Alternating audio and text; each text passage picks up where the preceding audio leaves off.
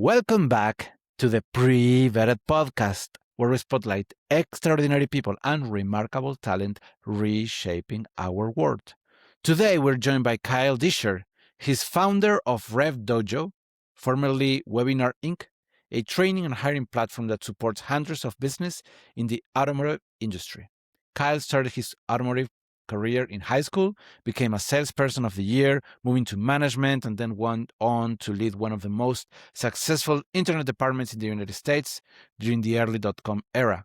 For more than 20 years, he has worked with dealerships around the world, helping them improve hiring, training, sales, and performance. Kyle, welcome to the show. What's up? Thanks for having me. I'm honored to have you here today. Glad to be here. So for people meeting you for the first time, tell us a little bit about what do you do today? Too much stuff. I'm on the road probably 280, 300 days a year. We do hiring, sales training, software. We do tons of different stuff. We do the call center for probably about 100 different companies, so a lot of different stuff. Wow. And tell us a bit about what RevDojo is about. RevDojo started out as a sales training company, and then we just pivoted into a bunch of other stuff. That's how we got into the mystery shops. We mystery shop almost every dealership in the United States. Do hiring, sales training. We're really focused on automotive and then vendors that serve automotive. So that's kind of our little niche area. We do the training direct for about 500 companies. And then through white labels, we probably touch 10,000 companies. Wow. Yeah, I think that, I mean, as a business owner, I usually tend to neglect my website, so I have to kind of put the hat of a customer and just trying to go through the website again. It's and we're running a smaller operation than a dealership, right? So I can see how having mystery shops can benefit that on the experience, right? Sure. You're in Mexico, Awesome. right? Yes, Guadalajara. Viva la Mexico. You want to hear something funny? I mystery shopped every single Hyundai dealership in Mexico 3 times. I went to every single Mexico Hyundai dealership's website 3 times, and I wrote in native Spanish, I want to buy a Hyundai. Every single dealership I messaged 3 times. You want to know how many got back to me? Less than 10%. Not one person emailed back. It was crazy. So in Mexico, Really? and a lot of international stuff, they don't even look at their internet leads. Literally emailed every single dealer in Mexico 3 times, didn't get one response. And I got the option, like, hey, so I know they got it. You have to go there. I mean, people actually, if you show up, it's a completely different experience because, I don't know, people are not used to buy online, I guess. Yeah. It's crazy I didn't even get an answer, though. They just ignored me. Right. Yeah. I had so many good and bad experiences at dealerships. It's, it's varies so much. I don't know if you know this in Argentina. I grew up in Argentina. You don't have access to credits. So you go to a dealership to buy I don't know how to call it. It's a pay plan for cars. So we financing, all yeah. They don't do financing in Argentina? Oh no, financing is only available for the 1%, right? Wow, that's it's crazy. really hard to get one. And when you get one, you get 35% interest, and that's on a good year, right? Wild. You think they'd fix that somehow? They're working on that. Yeah, they opened house credits last year. Nice. So it's getting better. Yeah. But most of my friends, they basically learned to rebuild old cars because, as a student, that's what you can do, right? Sure. And then we had, we used to have, expensive imported cars, but now you don't have spare parts because borders are closed, right? Or it's super expensive. So, you have a BMW running with a Fiat pump or whatever it is, right? And do they have Amazon? Can you buy stuff and get it imported in or no? No, it was closed for many years. They opened it up last year. To Amazon? This year. No, last year they opened. You go to Mercado Libre and you can buy and get things from the US to Argentina. Yeah. Cool. But it's close. It's hard to get stuff there. Yeah. A MacBook Pro would cost 5-10 times more. Yeah. Crazy. It's kind of protect the national industry. kind of thing, right? They making a lot of computers down there? Yeah, they import the chips and then they build them Oh, really? in. Nice. Yeah, but it's crappy, expensive, old computers, right? So Yeah. yeah. Hmm. Interesting. So why do many dealerships still struggle with hiring the right people? The job is hard, and so it's hard to find somebody that will go with it. You think car salespeople are tough, customers are tough. They come in and there's a lot of hours. The customers are tough. It's super easy to sell a car, and the customers are super nice if you treat them the right way. But if you do anything weird, the customers get weird really fast. So a lot of Oh well, hours. Customers are tough to deal with, and not everybody can make it through the pressure of commission sales. right, right. So you have a lot of rotation. Yeah, I interviewed 100 people today for car sales jobs. Today, I'm Wow. on break right now. I got to interview 75 more today. You do one-on-one or do you do it in bulk? Doing a group, which is weird, but I have everybody stand up. They tell me their name. They tell me what they've done, and you can kind of tell. Just I turn a room of 50 into a room full of 10 in about 30 minutes. Wow. And how do you do that? You just when people stand up and they introduce themselves, you kind of get a vibe if they're going to be a good salesperson or not. We could be wrong a lot too, but it's pretty easy to knock out 70% of them and say we just want to talk to this 30%. Right. Just by the energy, you can even tell, right? Yep. Yeah.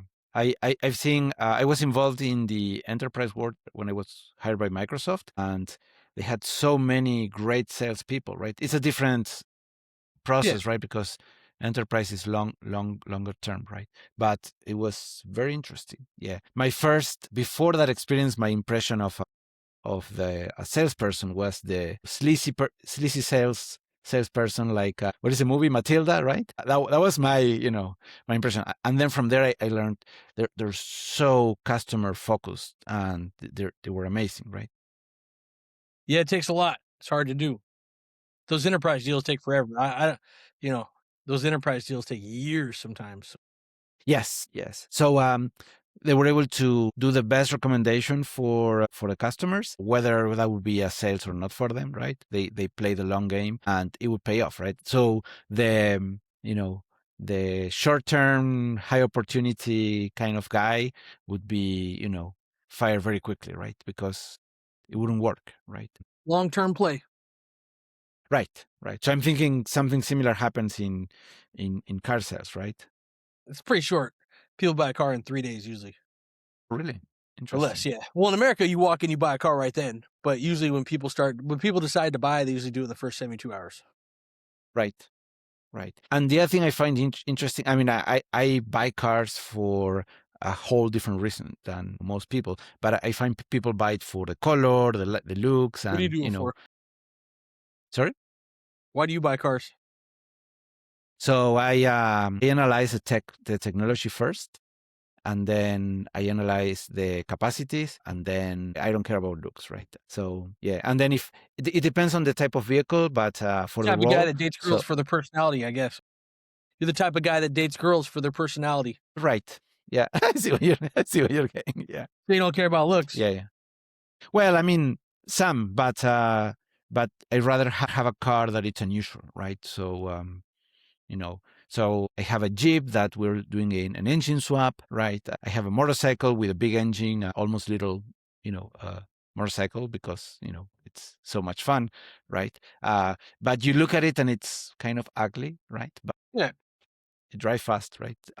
There you go. And then I yeah, I mean, it depends on what type of role I'm looking for a car, right? I bought a van. This was a very interesting van. Ram is announcing it now, the ProMaster, but it was here before via Peugeot. Uh, you know, 35 miles per gallon. Square, ugly, but hey, you could go 120 miles per hour and just do 30 miles per gallon. That was great, right? There you go. So yeah, but people would see it and it was like, I don't know, the styling. I don't like the styling, blah blah blah. Yeah. So that's what I'm saying. I don't buy the cars for the styling. I prioritize the mechanics and all that stuff, right? Nerd. But of course, yes, definitely. Yeah. Oh, baby. So when I was living in Argentina, I was choosing between two cars, right?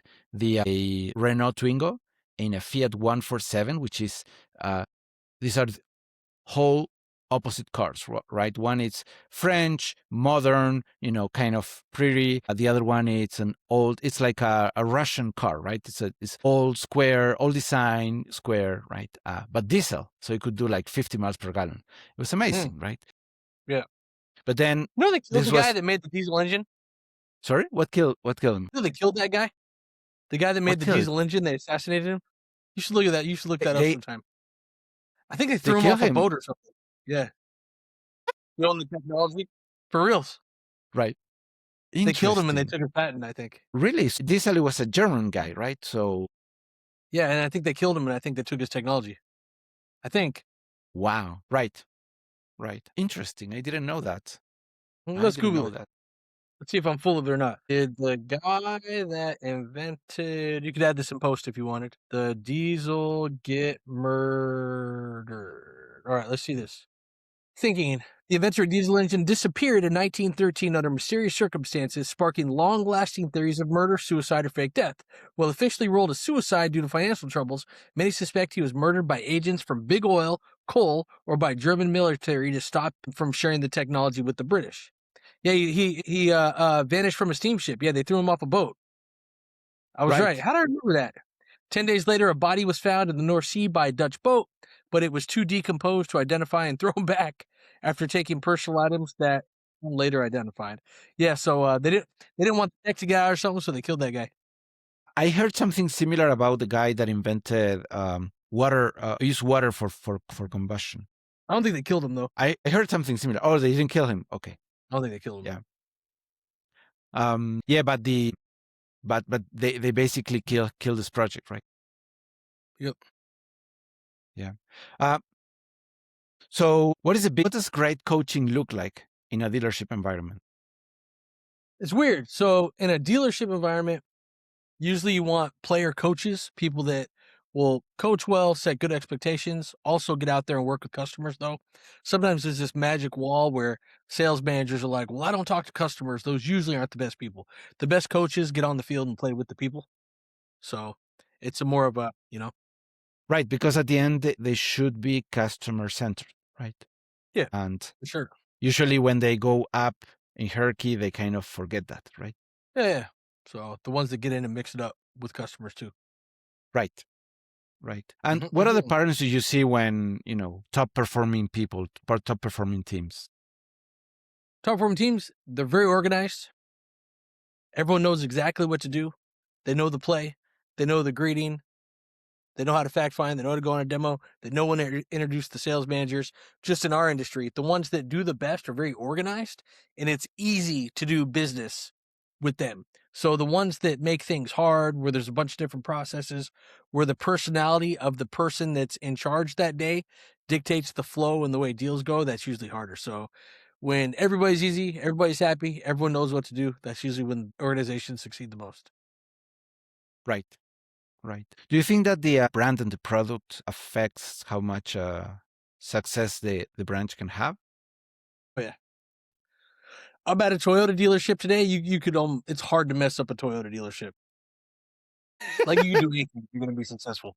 In America at least, but there's other brands where you can't really say that. You're at a Mitsubishi dealership, not to throw shade, you're lucky if you get, if you sell 20 cars a month, you're killing it. Right. Right. Yeah, I mean, here in Mexico, Toyota dealerships, they force you to get a leasing plan to buy a car. You have to lease it? Lease it or finance it somehow Yeah. because they get commissions out of that, right? So if you come with cash, they say no. Really? It's Yeah, funny. yeah, yeah. It's very interesting. Mitsubishi made the bomber in Japan. Do you know that? Mitsubishi made the fighter jets that did Pearl Harbor. Do you know that? Yes, they did that. They did pens. They do pencils. They do so many things. They do steam turbines. Yeah. It's the yeah. They do AC units. They do generators. So many things.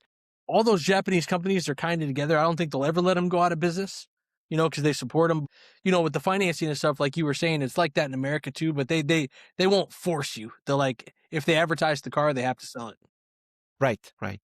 So what I've seen people do is they get the lease or finance whatever, and then It's paid off. 1 month later they pay everything off, right? Yeah. Yeah, it's weird. Yeah, They do that here sometimes and too. they do it at a what is 15% Mm. interest per year, so it's kind of high compared to the US, Yeah. right? Yeah. Yeah, yeah. I'm not used to that because again, I'm coming from a country where there is no finance. So, whatever money you have is whatever money you get, right? You can Yeah. buy the car with whatever money you have, right? There you go. So, yeah, yeah, yeah. Cool. But Mitsubishi, at least in Mexico, it's the ugly duck, right? I mean, people don't appreciate it, but people don't they go over the flashy brands, right? But then you see those trucks, they're getting beaten up, they're on the mine working and all that stuff, and they're amazing, very reliable. Yeah. There you go. So do you think that customers' expectations have changed over the years? Yeah, there's more information, so they're pickier. They know everything before they walk in. They know the interest rate. They know the discount. They know how much their car is worth in most cases. So customers are really, really easy to deal with. At the same time, they're hard. If you act weird, then things get weird quick. But if you're cool, they're cool. It's easier to sell a car now, and it's harder at the same time.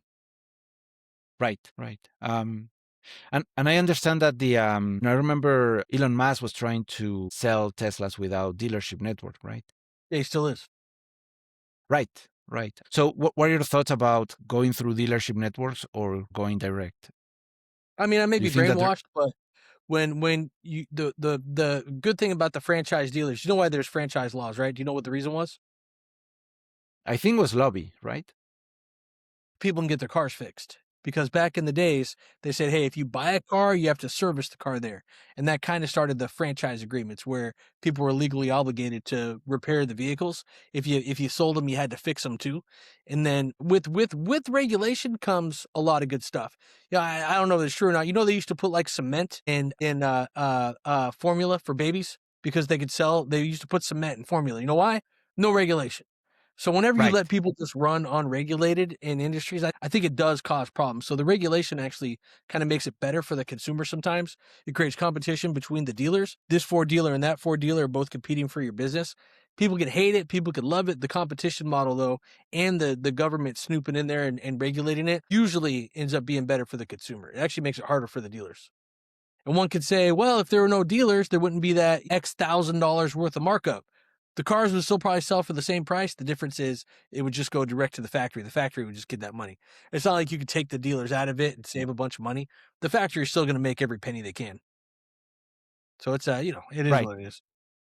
right. But whenever there's no regulation, stuff gets weird usually. Right, right. I mean, I was also watching the Ineos Grenadier. I don't know if they're doing it in the US, but what they were proposed to do is use a network of farmer equipment Mm-hmm. dealers. So basically, if you have a warranty issue, you could send pictures. They have the whole car, parts, so you could fix it yourself. Send pictures, and Yeah, yeah. they will give you the they will still honor the warranty, right? Rather than you're forced to go to a dealership, you're forced to do the maintenance, right? Which my issue with forcing to take you to a dealership is that they're putting more and more rules where you don't get value out of it. So, for instance, you have to do maintenance of the car every 6 months or every whatever miles, right? So, if you use the car too little, then you have to take it anyways, right? So then it's Well, you don't have 10 to times. just put your warranty, and you don't have to Sorry. take it to the Yeah. dealership you bought it from. You can take it from any certified dealership. They're pretty lax on the warranties in America, at Right. least. So Right. Well, here they are not. I mean, they use all those type of things those are excuses not to, honor the warranty, right? yeah, So that for me is the issue, right? Yeah. So either you pay too much on maintenance to keep the warranty or you don't, right? there you go. right. Which I like to live dangerously, and I don't. So I don't have That's good. warranty, right? Just do it, just Yeah. raw dog it. So, how do you want to end this? What do you want to talk about? Let's go out big. Get some clips. So tell us a little bit about technology. You also mentioned about doing software, right? Yeah, so we do. We have mystery shop software. We have a dialer. We have a bunch of different pieces of technology. The thing I'm most excited about is we're making a video game. The video game's called Pixel Motors. It'll be out hopefully within the next 6 months. And you create a customized character, and then you take that customized character, you go out and you sell cars. And I wanted it to be as close to real life as possible. So the customer gives you questions, objections, and you go through the whole sales process. So we do a bunch of different stuff. We also have a learning management system. It's like Netflix for testing. Hundreds and hundreds of companies use that. We probably have stuff I'm forgetting about too, but we have a full dev team that makes a bunch of stuff. But Pixel Motors is the thing I'm most excited about right now, our video game. That's interesting. So how does it work? I mean, it's about personality. Do you have different potential clients buying cars? Yeah, it just works like real life. Interesting. People will just walk in and try and buy a car, and you try and sell them the car. Interesting. Yeah. And are you using AI behind it to kind of adapt, or it's a set of questions? Interesting. Yeah, and with Mm-hmm. personalities, that would be fun. I mean, personalities play into it a little bit. Like the customers have demeanors. They have like an angry face or a happy face above them, and so you can kind of see what kind of mood they're in. So, Right. yes, sir. What are things are you excited the most that your team is building?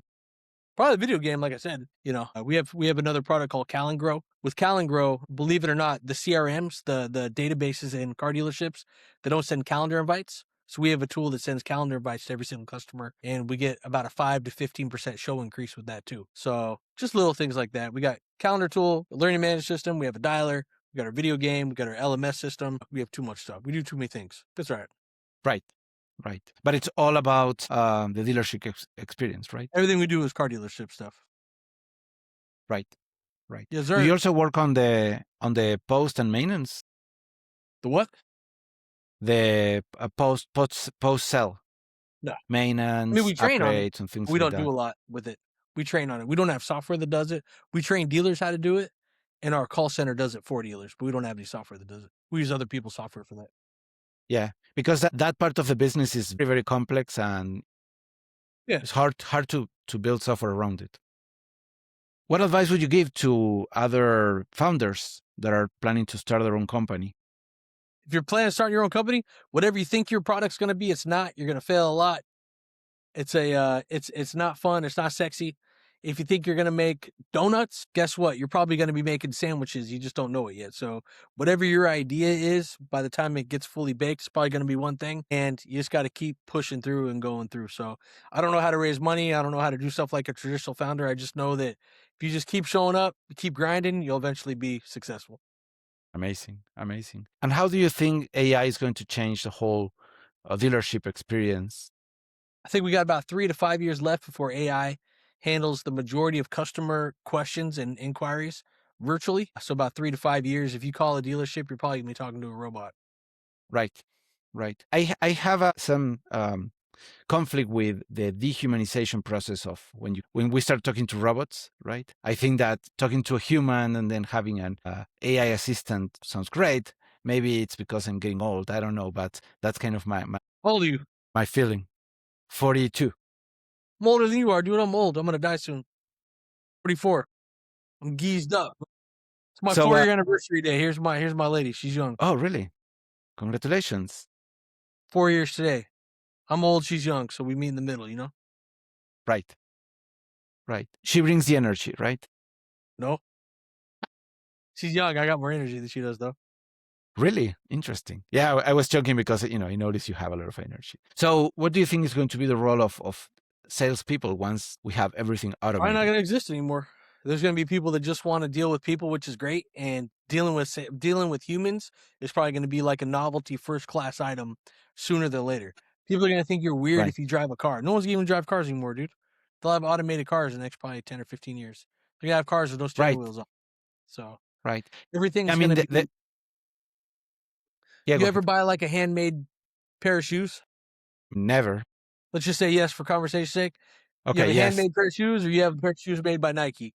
The handmade shoes are probably going to be like humans. It's like, whoa, you're dealing with a person? I don't know what we're all going to do.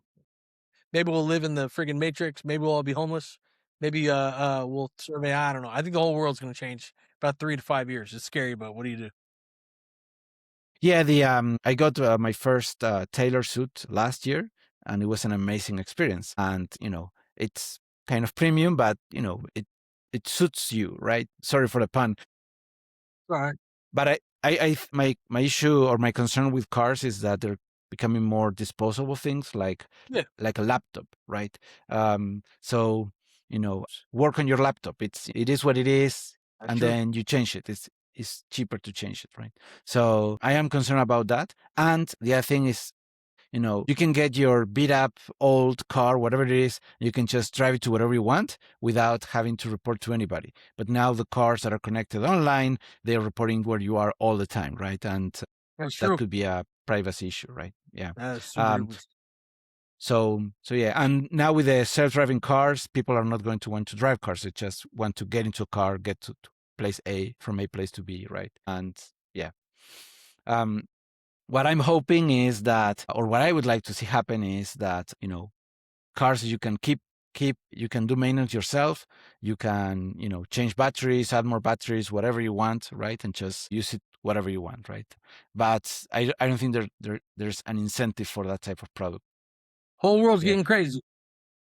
Yeah, I told you I'm a geek, as you said. I'm a geek, so I like those type of crazy vehicles, right? It's Right. coming. Oh, well, good, man. I appreciate this. It was fun. Let's do it again.